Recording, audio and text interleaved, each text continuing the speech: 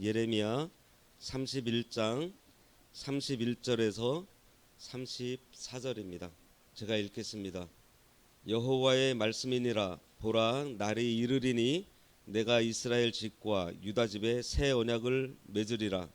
이 언약은 내가 그들의 조상들의 손을 잡고 애굽 땅에서 인도하여 내던 날에 맺은 것과 같지 아니할 것은 내가 그들의 남편이 되었어도 그들이 내 언약을 깨뜨렸음이라. 여호와의 말씀이니라.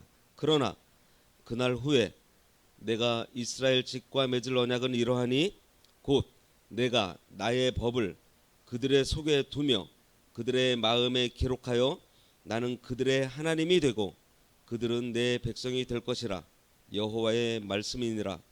그들이 다시는 각기 이웃과 형제를 가르쳐 이르기를 너는 여호와를 알라 하지 아니하리니 이는 작은 자로부터 큰 자까지 다 나를 알기 때문이라. 내가 그들의 악행을 사하고 다시는 그 죄를 기억하지 아니하리라. 여호와의 말씀이니라. 아멘. 오늘 말씀의 제목은 새 언약입니다. 이 구약 성경에서 핵심되는 그 부분이 몇 군데가 있는데 이 예레미야 31장도 굉장히 그 구약 성경 중에서 중요한 말씀이에요. 그래서 제가 목사님께 이 부분은 목사님께서 좀 해주시면 안 되겠냐고 제가 말씀을 드렸는데 목사님께서 안 그래도 이 부분을 가지고서 뭐 특별 새벽 기도회나 어떠한 이 짧은 구절을 가지고서 한 일주일 이상을 성도님들과 나눌 계획을 가지고 계시더라고요. 그래서 저는 오늘 좀 개론적으로 간단하게 좀 여러분들과 이 말씀을 나누려고 합니다. 오늘 말씀은 하나님께서 세우시는 새로운 언약, 새 언약에 대한 말씀이에요. 그리고 이 새 언약이라고 이렇게 딱 집어서 구약 성경에 나오는 것이 이 예레미야서밖에 없습니다. 우리가 알고 있듯이 남북 이스라엘 왕국이 이제 멸망당하고 포로 잡혀감으로써 예전에 받았던 그 구약 율법으로는 구원을 받을 수 없다라는 것이 이제 증명이 됐어요. 율법은 그 선민 이스라엘을 심판해서 구원해내지 못했습니다. 그리고 오히려 백성들을 외식에 빠뜨리는 그래서 하나님께서는 이 옛 언약 그림자죠. 곧 구약 율법과 완전히 다른 이제 새 언약 그 실체가 바로 예수 그리스도입니다. 이 새 언약을 세우시기에 이르셨어요. 31절과 32절에 보면은 여호와의 말씀이니라. 보라, 날이 이르리니 내가 이스라엘 집과 유다 집에 새 언약을 맺으리라. 이 언약은 내가 그들의 조상들의 손을 잡고 애굽 땅에서 인도하여 내던 날에 맺은 것과 같지 아니할 것은 내가 그들의 남편이 되었어도 그들이 내 언약을 깨뜨렸음이라. 여기 보라, 날이 이르리니 그랬는데 이 날은 우리가 종말론적 개념으로 사용된 말입니다. 다시 말해서 예수님의 초림을 말씀하고 있습니다. 우리가 말세 그러면은 세상의 끝이라고 생각을 하지만은 이 말세는 언제 시작되었냐면은 예수님의 초림부터 시작이 되었습니다. 예수님 초림부터 지금까지가 말세이고 이제 세상 마지막 끝을 우리가 말세의 끝이라 그래서 말세의 지말이라고 얘기를 합니다. 이 날이 되면은 새 언약을 세운다. 바로 예수 그리스도를 말씀하고 있어요. 그리고 이것은 이 새 언약이라는 것은 그 구약 율법을 어떻게 고쳐가지고 새롭게 하는 것이 아니고 이 구약의 옛 언약과 완전히 다른 그러한 언약을 세우시겠다라는 거예요. 이 얘기를 하는 것은 우리가 이틀 동안에 그 바벨론 포로 잡혀가는 것에 대해서 우리가 보았어요. 이스라엘은 지금 포로에서 귀환한다는 것으로 자신들이 재건될 것이라는 생각을 하고 있습니다. 예레미야가 너희들 70년 동안 그곳에서 하나님의 공고를 받아서 멍에를 잘 매면은 70년 후에 돌아오겠다라는 그러한 예언을 했잖아요. 즉 이스라엘 백성들은 지금 그 생각을 하고 있는 거예요. 하지만 예레미야는 지금 선민 이스라엘의 이 재건이 그 포로 귀환으로 이루어지는 것이 아니다. 예. 새 언약으로 완성될 것이라는 것을 지금 얘기하고 있어요. 그러니 예레미야가 어떤 사람이 돼요? 거짓말하는 자가 되는 거예요. 우리 처음에 예레미야가 자기가 거짓말하는 사람 같이 됐다 그랬잖아요. 근데 하나님께서는 분명히 하나님께서 선포하라는 대로 얘기를 지금 예레미야는 하고 있습니다. 처음에는 70년 있다 너희들 다시 재건될 거야 그러는데 갑자기 그 얘기를 싹 빼먹고 이제 새 언약으로 완성될 거야라고 얘기를 하고 있으니 얼마나 답답한 일이겠어요. 예레미야는 지금 선민 이스라엘의 이 재건과 관련해서 그것을 이제 육적 이스라엘, 백성들의 그 포로 귀환으로 제한하지 않고 예수 그리스도의 그 복음을 통한 이제 신약교회 성도들의 곧 영적 이스라엘의 구원을 이제 바라보고 있는 것입니다. 32절을 보면은 하나님은 이스라엘 백성을 이제 애굽의 그 노예 상태에서 해방시킨 다음에 그들을 신부로 삼으셨어요. 32절에 뭐라 그랬죠? 애굽 땅에서 인도하여 내던 날에 맺은 것과 같지 아니할 것은 내가 그들의 남편이 되었어도, 그죠? 남편이 되었다 그랬습니다. 그들이 내 언약을 깨뜨렸습니다. 뭐 내용이 길어서 자세하게 설명하기 힘들지만 이들이 출애굽하고서 시내산에서 하나님께서 이스라엘과 언약을 맺은 내용들은 결혼식과 같아요. 우리가 출애굽기 19장 한번 펴주실 수 있을까요? 출애굽기 19장.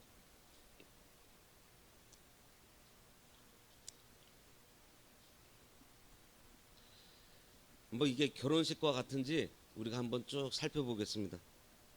먼저 출애굽기 19장 3절에서 6절에 보면은요, 신랑이신 하나님께서 신부인 이스라엘에게 청혼을 합니다.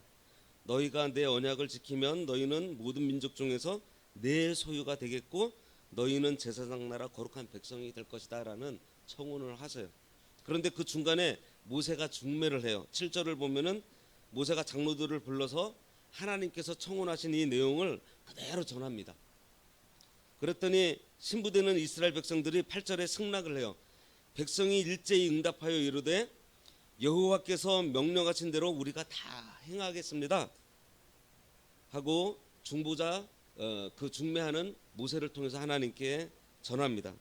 그리고 신부의 그 정결 의식이 이루어져요. 백성들로 하여금 성결하게 해서 옷을 빨게 하고 셋째 날에 시내산에 강림할 것을 말씀해 주세요.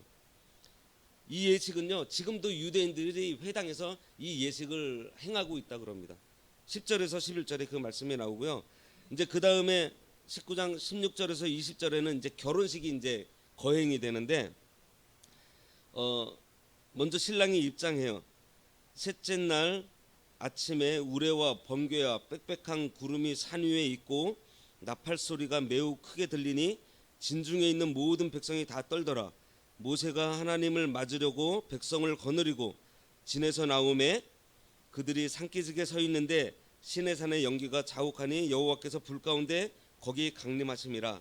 그 연기가 옹기가마 연기같이 떠오르고 온 산이 크게 진동하며 나팔 소리가 점점 커질 때에 모세가 말한즉 하나님이 음성으로 대답하시더라. 이제 먼저 신랑이 입장을 하고 그 다음에 신부가 입장을 해요. 20절에 보면 이때에는 신부를 대표해서 이제 모세 한 사람이 신랑 앞으로 올라가는 장면이 나와요. 20절에 여호와께서 시내산 곧 그 산 꼭대기에 강림하시고 모세를 그리로 부르시니 모세가 올라갑니다. 그리고 결혼 서약을 해요. 20장에서 이제 십계명을 돌판에 새겨서 주세요. 약속을 주십니다.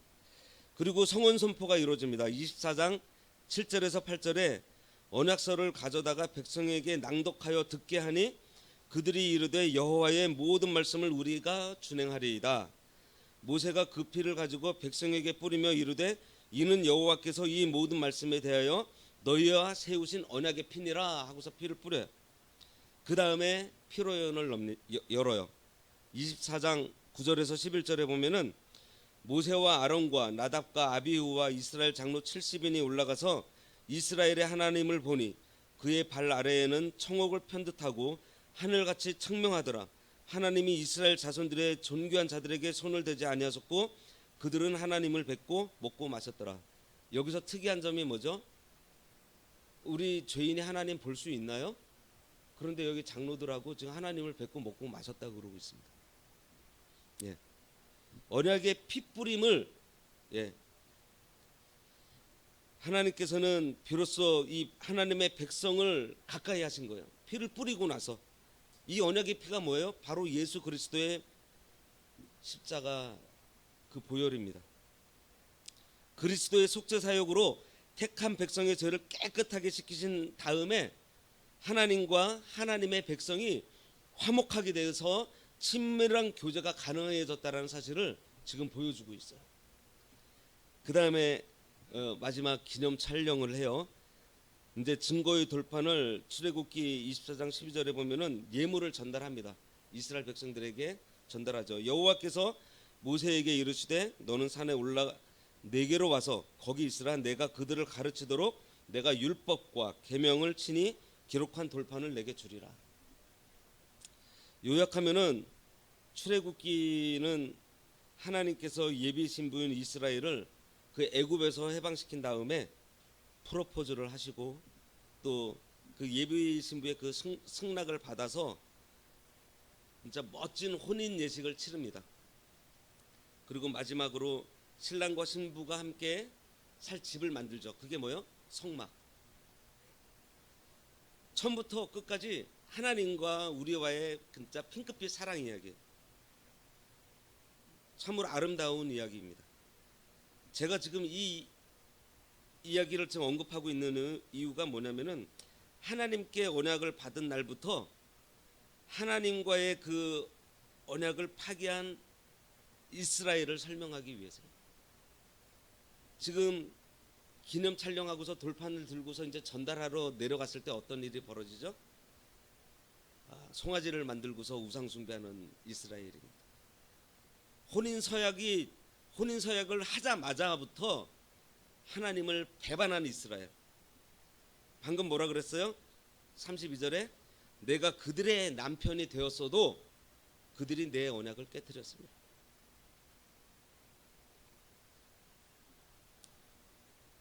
혼인 서약을 스스로 파기한 그 행위를 지금 말하고 있는 것입니다. 하지만 33절과 34절이 중요합니다. 그러나 그날 후에 여기 또 그러네. 그러나 그날 후에 내가 이스라엘 집과 맺을 언약은 이러하니 곧 내가 나의 법을 그들의 속에 두며 그들의 마음에 기록하여 나는 그들의 하나님이 되고 그들은 내 백성이 될 것이라. 여호와의 말씀이니라. 그들이 다시는 각기 이웃과 형제를 가리켜 이르기를 너는 여호와를 알라 하지 아니하리니 이는 작은 자로부터 큰 자까지 다 나를 알기 때문이라. 내가 그들의 악행을 사하고 다시는 그 죄를 기억하지 아니하리라. 여호와의 말씀이니라. 여기 그날 후는 이제 이 새 언약의 시대를 말합니다. 곧 이 은혜의 이 복음 시대인 바로 지금 이 신약 시대를 말하고 있어요. 이 새 언약은요, 지금 여기 33절 34절에서 몇 가지 특징을 나타내고 있는데, 첫 번째로는 옛 언약에서는 하나님의 법이 돌판에 기록되었지만은 이 새 언약 아래에서는요, 하나님의 법이 어디에요? 사람의 마음에 새겨집니다. 다시 말해서 이 옛 언약은 이제 외적인 것이고, 이 육신적인 것이라면은 이 새 언약은 내적인 것이고 영적인 것이라는 거예요. 전에는 이스라엘 백성이 마음의 할례를 받지 못해서 항상 하나님을 이제 거역했지만, 이 새 언약 시대에는 하나님께서 그의 법을 그들의 마음에 기록할 것이고, 이것은 이제 신약 성도들이 누리는 그게 중생한 영과 또 이 성령의 내주하심을 가리키고 있습니다. 두 번째로는 하나님과 언약 백성과의 특별한 관계가 형성이 돼요. 전에는 그들이 그 범죄함으로 언약의 이 관계가 깨졌지만은 이제는 하나님께서 그들의 하나님이 되고 또 그들은 하나님이 백성이 될 것입니다. 세 번째로는 사람들 속에 하나님의 지식이 충만해질 거예요. 작은 자들부터 큰 자까지 하나님을 알 것이라 그랬습니다. 과연 신약 시대에는 지금 보시면은 우리의 이 어린 자녀들도 하나님과 주 예수 그리스도를 알고 믿고 찬양하며 경배하고 있어요. 네 번째로는 이 죄인들에게 영원한 죄 사함이 있습니다. 이 구약 시대 옛 언약 아래에서는 이 속죄를 드리기 위해서 매년 1년마다 대속죄일에 대제사장이 지성소로 매년 들어가면서 반복되는 제사를 드렸지만은 이제는 새 언약의 그 실체이신 예수 그리스도께 오셔서 단번에 제사를 드려짐으로 해서 영원한 제사함을 받게 되었어요. 하나님께서 우리의 죄를 기억하지도 않으신다고 했습니다. 이 말씀은요, 에스겔서 36장 25절에서 너희를 정결하게 한다라는 말씀, 또 다니엘서 9장 24절에는 죄가 끝나고 영원한 의가 드러난다라는 말씀에도 예언되어 있고요. 바로 우리 신약 성도들이 누리게 되는 진짜 그 죄 용서, 죄 사함과 이 칭의의 은혜인 거예요. 이 새 언약은 그리스도의 구속과 믿음으로만 구원받을 수 있는 구원받게 되는 그러한 언약입니다. 바로 우리가 이 새 언약을 소유한 사람들이에요. 그리고요, 이 새 언약을 이 소유한 이 삶은 어떠한 삶인가 하면은 내가 하나님을 위해서 무엇을 하는 삶이 아닙니다. 이 중생한 영을 따라서, 성령을 따라서 하나님이 나를 통해서 하나님의 일을 하시도록 그냥 나를 하나님께 드려지는 그러한 삶이에요.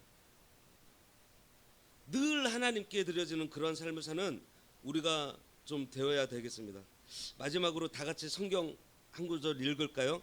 로마서 8장 1절에서 4절입니다.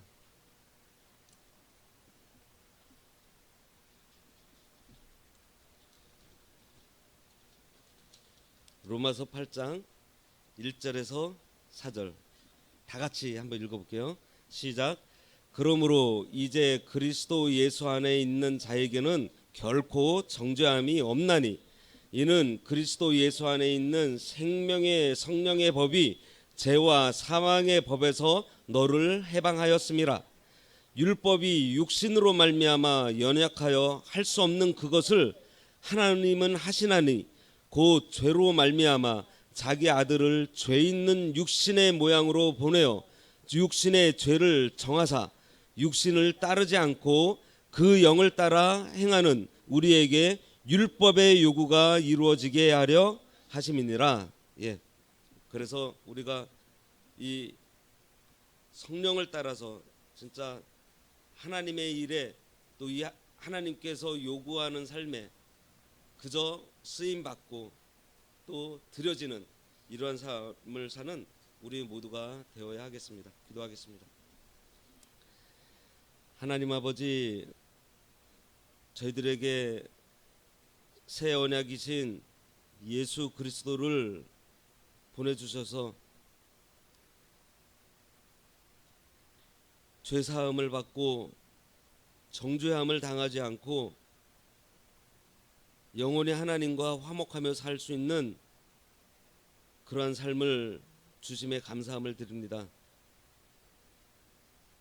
저희들이 하려고 하지 말게 하시고 그저 하나님께서 저희들 사랑해 주셨사오니 그 아버지의 사랑 안에서 저희가 늘 하나님과 교제하면서 하나님 앞에 드려지는 그러한 삶을 살도록 인도하여 주시옵소서. 오늘 하루도